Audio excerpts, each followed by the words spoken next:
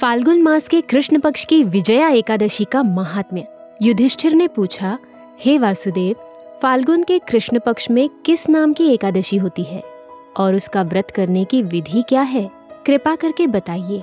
भगवान श्री कृष्ण बोले, युधिष्ठिर, एक बार नारद जी ने ब्रह्मा जी से फाल्गुन के कृष्ण पक्ष की विजया एकादशी के व्रत से होने वाले पुण्य के बारे में पूछा था। तब ब्रह्मा जी ने इस व्रत के बारे में उन्हें जो कथा और विधि बताई थी उसे सुनो। ब्रह्मा जी ने कहा, नारद, ये व्रत बहुत ही प्राचीन, पवित्र और पापनाशक है।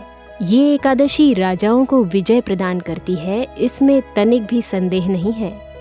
पूर्व काल की बात है, श्री रामचंद्र जी लंका पर चढ़ाई करने के लिए समुद्र के किनारे पहुंचे। उन्होंने लक्ष्मण जी से पूछा, सुमित्रा नंदन, किस पुण्य से इस समुद्र को पार किया जा सकता है? ये अत्यंत अगाध और भयंकर जल जंतुओं से भरा हुआ है। मुझे ऐसा कोई उपाय नहीं दिखाई देता जिससे इसको सुगमता से पार किया जा सके। लक्ष्मण जी बोले, हे प्रभु, आप ही आदिदेव और पुराण पुरुष पुरुषोत्तम हैं। आपसे क्या छिपा है? यहाँ से आधे योजन की दूरी पर द्वीप में बगदालभे नामक मुनि रहते हैं। रघुनंदन, आप उन पूर्वकालीन मुनीश्वर के पास जाकर उन्हीं से इसका उपाय पूछिए। श्री रामचंद्र जी महामुनि बगदालभे के आश्रम पहुँचे और मुनि को प्रणाम किया। महर्षि ने प्रसन्न होकर श्री राम जी के आगमन का कारण पूछा। श्री राम जी बोले, ब्रह्मन, आपकी कृपा से राक्षसों सहित लंका को जीतने के लिए सेना के साथ समुद्र के किनारे आया हूँ। मुने, अब जिस प्रकार समुद्र पार किया जा सके, कृपा करके वो उपाय बताइए। बगदालभे मुनि ने कहा, हे श्री राम जी, फाल्गुन के कृष्ण पक्ष में जो विजया नाम की एकादशी होती है, उसका व्रत करने से आपकी विजय होगी। निश्चय ही आप अपनी वानर सेना के साथ समुद्र को पार कर लेंगे। राजन, अब इस व्रत की फलदायक विधि सुनिए। दशमी के दिन सोने, चांदी, तांबे अथवा मिट्टी का एक कलश स्थापित कर उसको जल से भरकर उसमें पल्लव डाल दें। उसके ऊपर भगवान नारायण के स्वर्णमय विग्रह की स्थापना करें। फिर एकादशी के दिन प्रातःकाल स्नान करें। कलश को पुनः स्थापित करें। माला, चंदन, सुपारी तथा नारियल आदि के द्वारा विशेष रूप से उसका पूजन करें।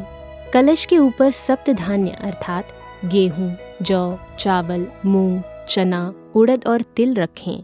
गंध, धूप, दीप और भांति भांति के नैवेद्य से पूजन करें।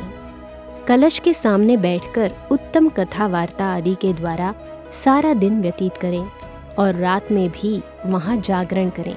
अखंड व्रत की सिद्धि के लिए घी का दीपक जलाएं। फिर द्वादशी के दिन सूर्योदय होने पर उस कलश को किसी जलाशय के समीप अर्थात नदी, झरने या पोखर के तट पर स्थापित करें और उसकी विधिवत पूजा करके देव प्रतिमा सहित उस कलश को वेद वेत्ता ब्राह्मण को दान कर दें। कलश के साथ ही और भी बड़े बड़े दान देने चाहिए। श्री राम, आप अपने सेनापतियों के साथ इसी विधि से प्रयत्न पूर्वक विजया एकादशी का व्रत कीजिए। इससे आपकी विजय होगी। ब्रह्मा जी कहते हैं, नारद, ये सुनकर श्री रामचंद्र जी ने मुनि के कथनानुसार उस समय विजया एकादशी का व्रत किया।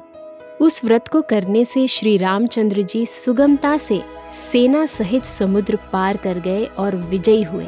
उन्होंने संग्राम में रावण को मारा, लंका पर विजय पाई और सीता को प्राप्त किया। जो मनुष्य इस विधि से व्रत करते हैं, उन्हें इस लोक में विजय प्राप्त होती है और उनका परलोक भी अक्षय बना रहता है। भगवान श्री कृष्ण कहते हैं, युधिष्ठिर, इस कारण विजया का व्रत करना चाहिए। इस प्रसंग को पढ़ने और सुनने से वाजपेय यज्ञ का फल मिलता है।